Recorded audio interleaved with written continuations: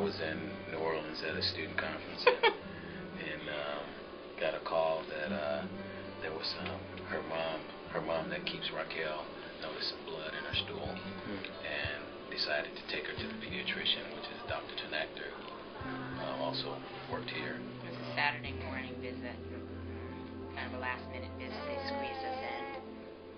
And they told us Dr. Tenactor told us to take her to the emergency room in that community hospital in Hammond, right? And Munster. There we found out that Raquel's liver wasn't functioning right, and brought us over here to the University of Chicago.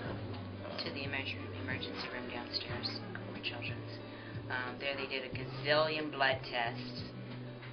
They went ahead and admitted us, I think, that night, and then the following morning is when we talked to like a gazillion different residents and doctors. She was 3 months old when she was diagnosed. The 2-month visit, the doctor, our regular doctor, kind of missed it because she's darker skinned. She was going back and forth. She was having some rashes. She was dark. She was light. Her eyes weren't like super yellow. They just weren't as white as maybe they should have been, and she didn't see the jaundice that would be apparent in lighter skinned babies. You know, they said, okay, she's having a problem with her liver. We're going to do this, you know, but more than likely at some point she's going to need a liver transplant. I'm like, okay, well, you know, it is what it is. And it's not something that you prepare yourself for, you know. You try to live a good life and be healthy and be responsible, and then, you know, you expect something, you know, the first I thought it was something that we did or something that the doctors missed or something, but never try to point a finger. It's just something I'd always look at it that, you know, if it wasn't Raquel, our baby, it'd be somebody else, you know. At the beginning of May, I think it was, we were told that, you know, okay, we're looking for her to head in this certain direction and anticipating that within 6 months to a year she's going to need a new liver. She's going to experience some liver failure, and this liver is going to stop functioning altogether. So she was officially put on the list May 22nd for a new liver. And at that point, you know, we had been told about the living donor transplant possibility from the beginning in December. And we both had our blood type checked. And she's a blood type O, which from my research, I think is 46% of the population, which is a good chunk.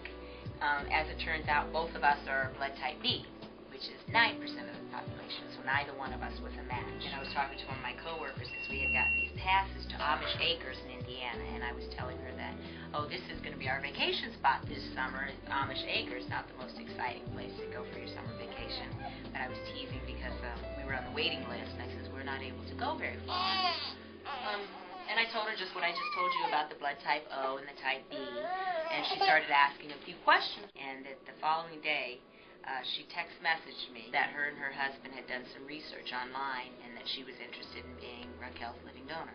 Paul and I worked together, so we just talked in passing, and she let me know that she had the biliary atresia, and they had a procedure done to fix it, but it wasn't until a few months later that I found out she would need a transplant. Last January, February, I think it was, she came to my job. Shortly after she got there was when I found out that I was pregnant. So we're not close buddies or anything. When I told her this and she texted, I was just blown away. So it's been about 1.5 years that I've known her. You know, so it's just an amazing thing. We don't really know what to say except thank you, and it's amazing. You know, I have a 15-month-old boy. Yeah, we were pregnant around the same time. I hope to God I could be able to return so I would even do it for my son. So I think it's as simple as that. Anxious, nervous, you know, but I got tears of joy, but also tears of confidence that University of Chicago staff and the doctors and the surgeon here are going to make sure my little girl is all right. Raquel's birthday is September 5th, and so a couple weeks, so I mean, what better gift to have than a new functional liver?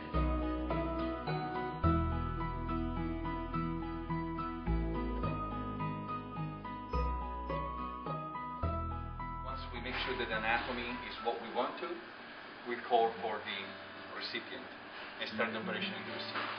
Okay. And then the two operations will run parallel. This is is a young child with biliary atresia, which is a congenital absence of the bile ducts outside the liver, and she has developed end-stage liver disease from that.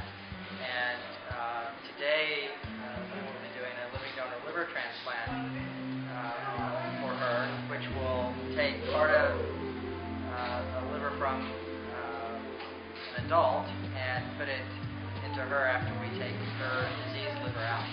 About 25% of an adult liver is used, and that's about the right size for a child of this size.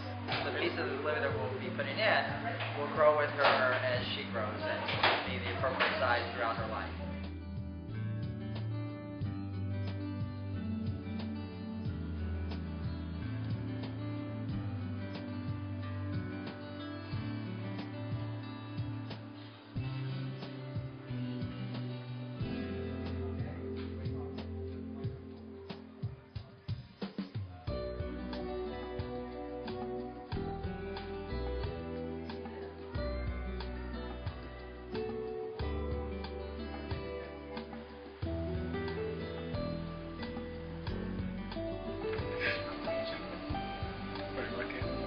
They have a family board with everybody's pictures on there with all their kids, and she talked about how hard it is for her to come to work every day knowing that our daughter needs a liver and they're the same blood type. But she's able to help. She's able to help.